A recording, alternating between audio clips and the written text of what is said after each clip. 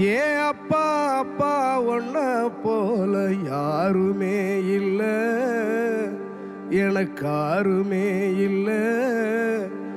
உன் கை வீரல புடிச்சு நடந்த கால மறக்கல, அந்த கால மறக்கல.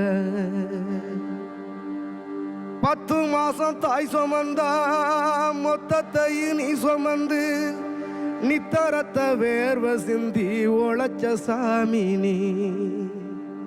துன்பங்களை நீ சுமந்து இன்பங்களை எனக்கு தந்து நம்பிக்கைய ஊட்டி என்ன வளர்த்த சாமி நீ.